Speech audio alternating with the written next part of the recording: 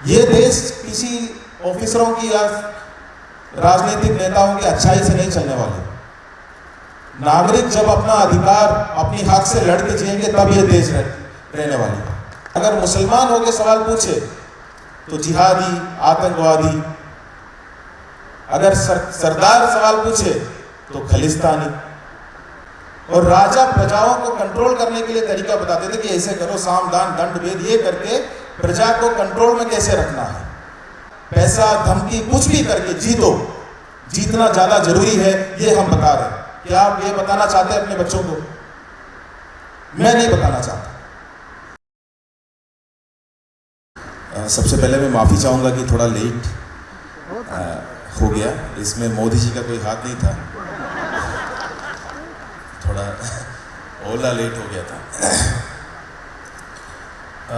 मंच में बैठे सभी महान व्यक्ति, आप मंच पे ना बैठे हुए सारे महान व्यक्ति, आप सबको मेरा जय भीम। आज के दिन सबसे पहले मैं एल्गार परिषद को अभिनंदन करना चाहूँगा कि दोबारा इसको रिवाइव करने का जो निर्णय लिया, उस बात को, उस जज्बा को, उस निर्णय को मैं अभिनंदन करना चाहूँगा।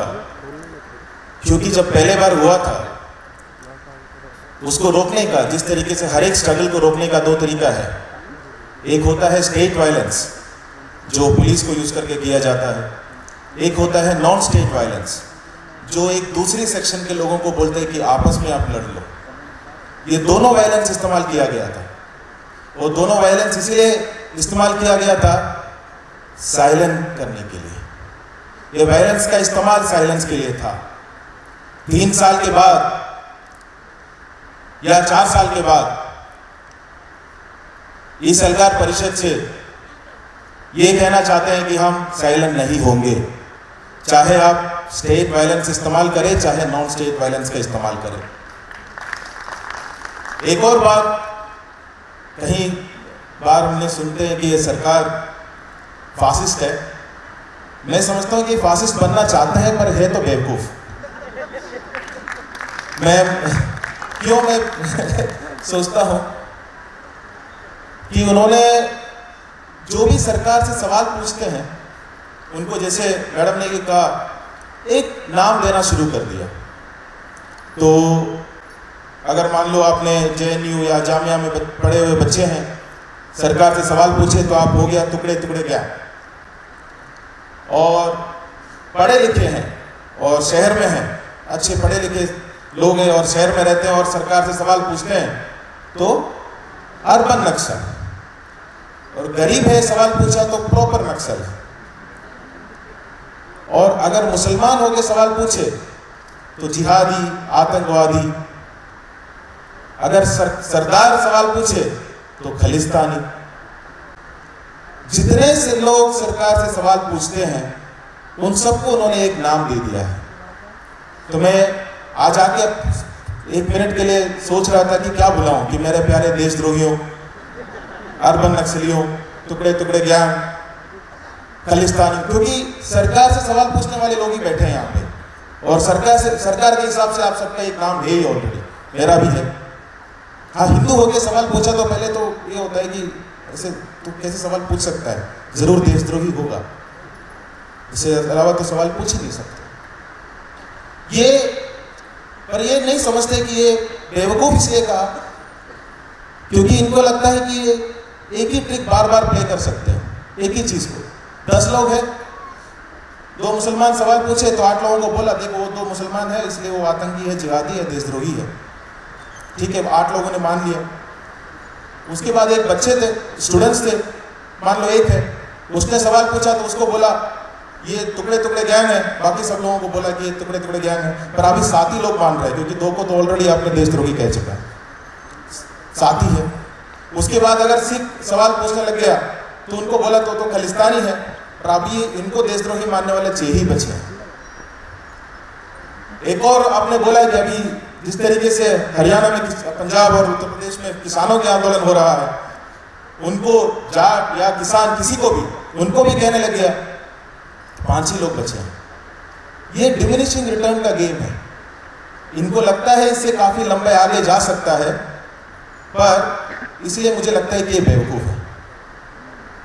ये एक ही ट्रिक को बार बार यूज करके जा सकता है, इसका कुछ ही लोगों को ऐसे लगता है। खैर, सबसे पहले आज के दिन मैं बहुत सारे डिफरेंस में थॉट्स में डिफरेंस होंगे, बट मैं अपना रेस्पेक्ट पे करना चाहूँगा हमारे महात्मा गांधी, जिनका आज डेथ तो नहीं कह सकते, जिनका मर्डर किया गया था, जिनके ऊपर टेररिस्ट अटैक कह सकते हैं कि जो हुआ था। वो चिंता आज भी है, जारी है, पर उनसे लड़ने वाला चिंता भी आज भी जारी है। और रोहित वेमुला को, जिनको मैंने जब सर्विस में रहते हुए कभी नहीं पढ़ा था, पर सर्विस से छोड़ने के बाद ऐसे जाते हुए पढ़ा, और एक सेंटेंस था जो उन्होंने लिखा था कि where the existence of an individual is reduced to immediate identity. मतलब एक उसके बहुत शानदार तरीके से अरुंधति रॉय मैम ने बताया, तो उसमें मैं नहीं जाऊंगा, पर अगर वो रहते तो कितने ज़्यादा ऐसे इंटेलेक्चुअल डिस्कशंस होते, थीसिस लिखते। ये कभी हम भी सोचते हैं कि कितना ज़्यादा एक थॉट लीडरशिप को हमने मिस किया है। खैर, उनको भी उनका बर्थडे विशेष का भी आज का दिन है। मैं सवाल पूछना चाहता हूं, आप अपने आप को प्रजा मानते हैं कि नागरिक? प्रजा की नागरिक? नागरिक पक्का?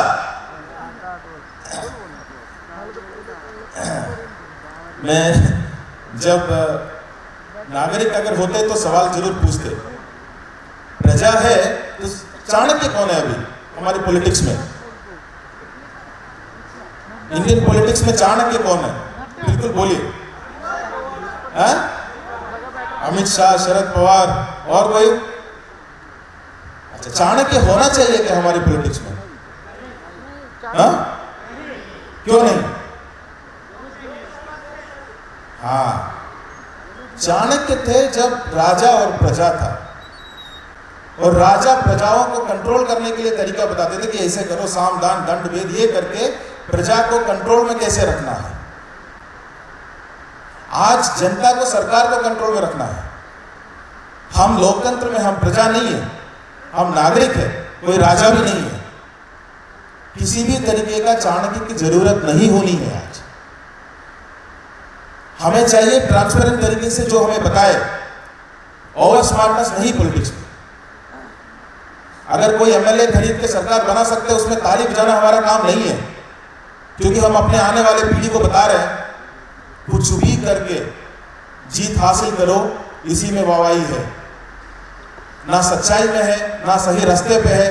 कि कोई भी जो हमें पढ़ाता था वो सब में कोई मायना नहीं रहता। पैसा, धमकी, कुछ भी करके जीतो, जीतना ज्यादा जरूरी है, ये हम बता रहे हैं। क्या आप ये बताना चाहते हैं अपने बच्चों को? मैं नहीं बताना चाहता। मैं नहीं बताना चाहता कि ये रास्ता है इस देश के लिए।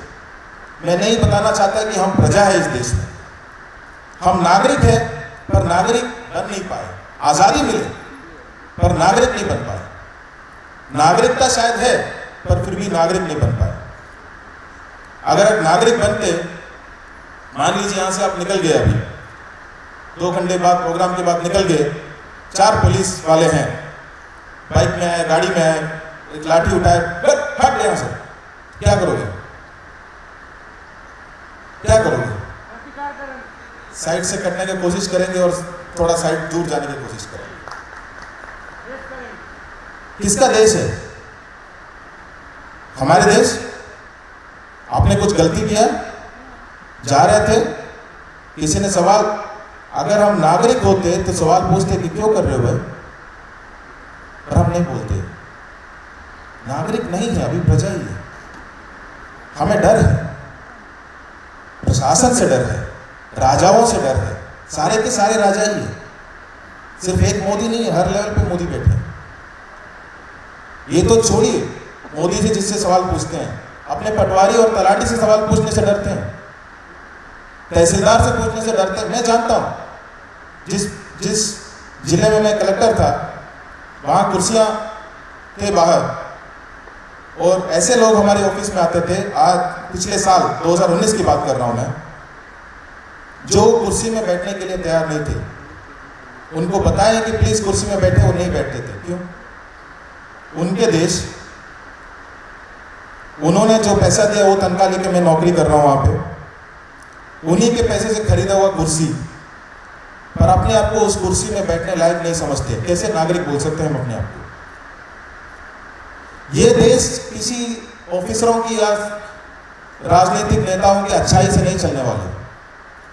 नागरिक जब अपना अधिकार अपनी हक से लड़ के जिएंगे तब ये देश रहने वाली है। और यहां पे सवाल पूछने का किसी से भी हो, और ये सरकार भी यही जाना, मैं समझता हूं कि सरकार भी यही जाना है, जिनको ये लुटियंस गैंग कहते हैं या 10-15% लोग हैं जो सवाल पूछते हैं, जिनकी बोलने की आजादी है। 85% लोगों को तो बोलने की आजादी तभी नहीं थी। प्रधानमंत्री तो छोड़ो, मैं वही आपकी जो इमीडिएट कांस्टेबल से सवाल पूछने का आपकी आजादी नहीं है, प्रधानमंत्री तो बहुत दूर की बात है क्या? ये जर्नी, प्रजा से नागरिक तक की जर्नी, वो इस देश के लिए सबसे बड़ी जर्नी है।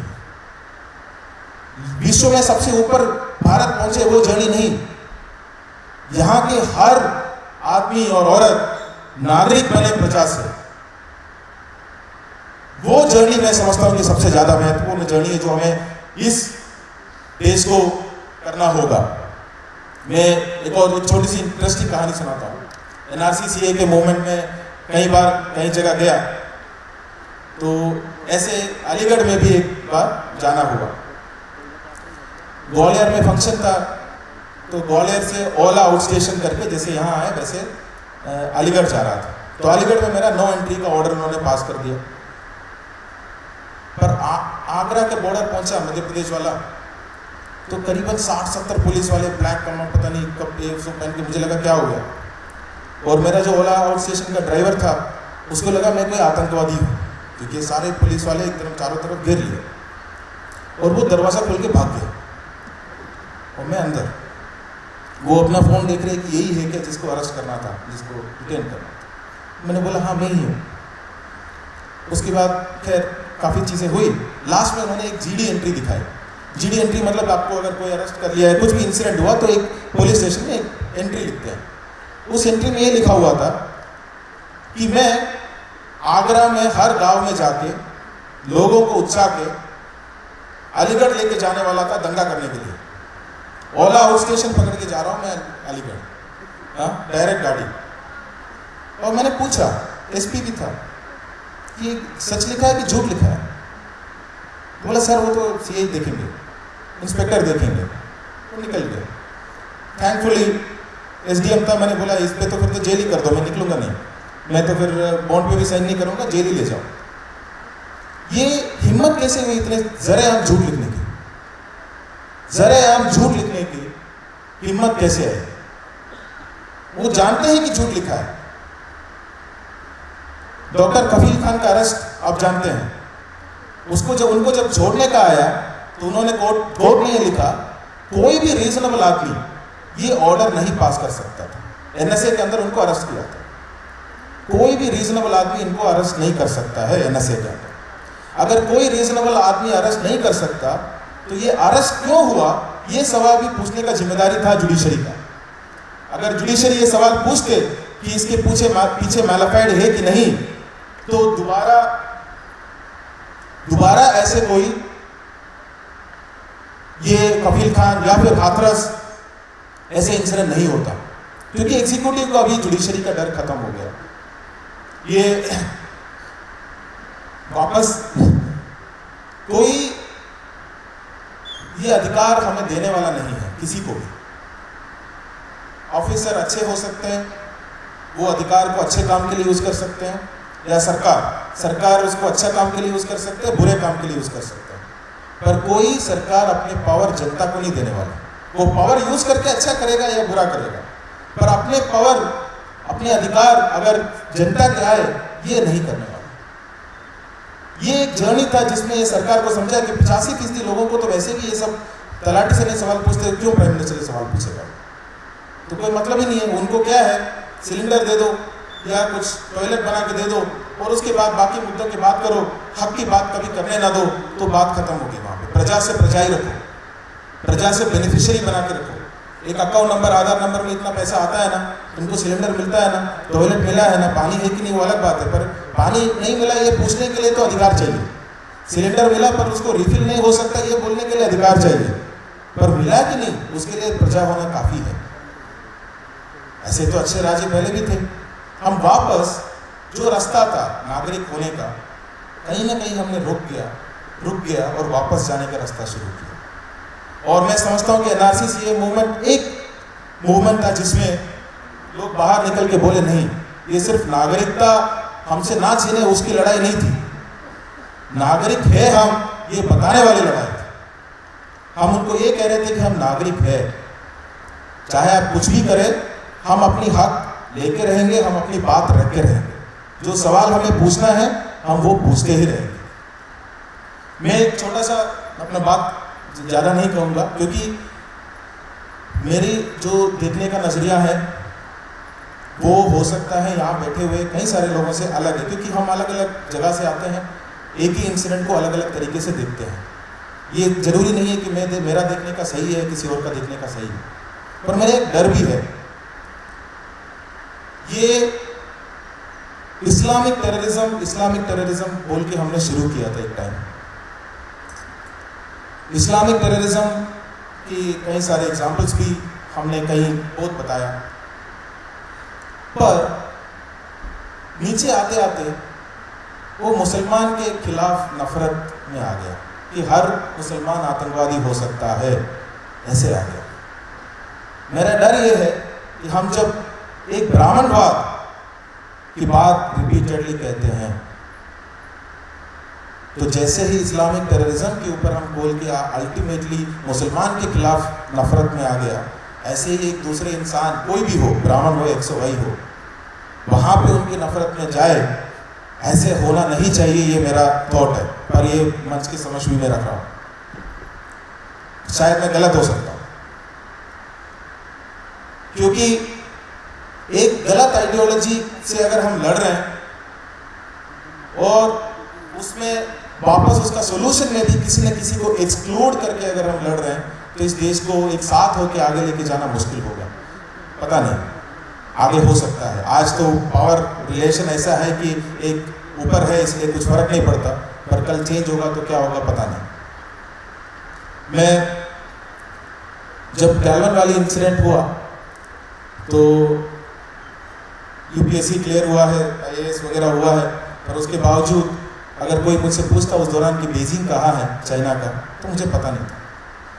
तो एम्बैरेसमेंट फील हुआ कि हम पाकिस्तान इतना लंबे टाइम करते रहते हैं, पर जो एक्चुअल हमारी एनिमी है, जो इतनी ताकतवर है और हमारे ऊपर कब्जा भी करने का कोशिश कर रहे हैं, उनके बारे में हमें बहुत कम पता है। सिर्फ सरकार को नहीं, जनता को भी बहुत कम पता है। तो पिछले 6 महीने से काफ़ी चाइनीज़ पढ़ रहा था, मैंड्रिन उनकी लैंग्वेज, कोशिश कर रहा था कि क्या है उनकी थॉट प्रोसेस क्या है। आज की लड़ाई तो है, पर आज के साथ साथ अंदर की लड़ाइयाँ भी है और बाहर की लड़ाइयाँ भी है। ऐसा नहीं है कि सिर्फ हमारे कोई एनिमी नहीं है, ऐसा नहीं है। वो पढ़ते पढ़ते एक कहानी, एक चाइनीज स्टोरी आया, वो कह के मैं अपना बात खत्म करूँगा। एक लड़का था जिसने बहुत सपना देखता था, उसका बहुत बड़े बड़े सपने थे, और पर एग्जाम पास हो गया, क्लियर हो गया, बहुत पुरानी कहानी है, उसका कुछ भी नहीं हो रहा, कोई भी सपना उसका पूरा नहीं हो रहा। तो एक गुरुजी टाइप वहाँ पे, जो भी चाइनीज में गुरुजी जिनको कहते हैं, उनके पास गया, जो भी एल्डरली पर्सन के पास गया, और उनसे जैसे पूछने लग गया तो उन्होंने बोला कि नहीं, सवाल पूछने से पहले आप थोड़ा पानी गर्म करिए, मेरे लिए एक पानी बॉईल करके ले आओ। तो चले गए अंदर किचन में, तो देखा बहुत बड़ा बर्तन है, पूरा पानी भरा हुआ है, बहुत छोटा सा चूल्हा है और लकड़ी है नहीं। तो थोड़ा बाहर गया, एक आध लकड़ी ले आए, शुरू किया, जैसे लकड़ी खत्म हो गया पर पानी गर्म नहीं हुआ, बॉईल तो हुआ नहीं। ऐसे 2-3 बार किया, उसके बाद उनको समझ में आया ऐसे तो पानी बॉईल नहीं हो सकता। तो फिर जाके 2-3 घंटे सिर्फ लकड़ी इकट्ठा किया। लकड़ी इकट्ठा करने के बाद वो आने के बाद उन्होंने उसको बॉईल किया, 3-4 घंटे के बाद 1 गिलास पानी उसमें से लेके उनको दे दिया। तो उन्होंने पूछा कि मैंने तो 1 गिलास पानी मांगा था, इतना टाइम क्यों लगा? तो वो लड़के ने कहा कि देखिए 2 ऑप्शन था मेरे पास, कि मैं पानी बाहर फेंक दूँ और जितना 1 गिलास के लिए उतना ही बर्तन में रखूँ, या कि मैं उतना लकड़ी इकट्ठा करूँ कि जितना बर्तन में पानी है उसको पूरा मैं बॉईल कर पाऊँ। तो उन्होंने कहा बिल्कुल सही बात है, पर एक गलती नहीं करना, जब लकड़ी इकट्ठा करने जा रहे हो तो पानी गर्म है कि नहीं ये मत देखना, क्योंकि जब लकड़ी इकट्ठा कर रहे हो तो आपने पानी गर्म करना शुरू नहीं किया है। कई बार हमें लगता है कि हमने कुछ शुरू किया है और इमीडिएटली उसका रिजल्ट क्यों नहीं आ रहा है, उसका रिजल्ट अभी क्यों नहीं आ रहा है। और कई बार इसलिए हमने वो पानी भी फेंक देते हैं कि उतना ही गिलास का रखते हैं जितने की उसका लकड़ी से भरता है। और कई बार हम ये देखते हैं कि लकड़ी इकट्ठा कर रहे हैं, बीच बीच में आके पानी का टेम्परेचर देखते बोलते हैं तो गर्म ही नहीं हो रहा, तभी हमें बुरा लगता है। जो जनरेशन है, देश खत्म नहीं हो रहा, देश ना इस सरकार से खत्म हो रहा है, ना आगे अगर दोबारा आए तो भी खत्म नहीं हो रहा। India will outlive Modi and all his cronies, उसमें कोई डाउट नहीं। Next generation will have to rebuild, a lot of us will have to start asking questions, हमें सवाल पूछना होगा और इस देश को दोबारा बनाना होगा, पर तब इम्पेशेंट नहीं होना है। पेशेंस के साथ लकड़ी इकट्ठा करना होगा और हम करेंगे और पानी भी बॉईल करेंगे। धन्यवाद। जय हिंद, जय भीम।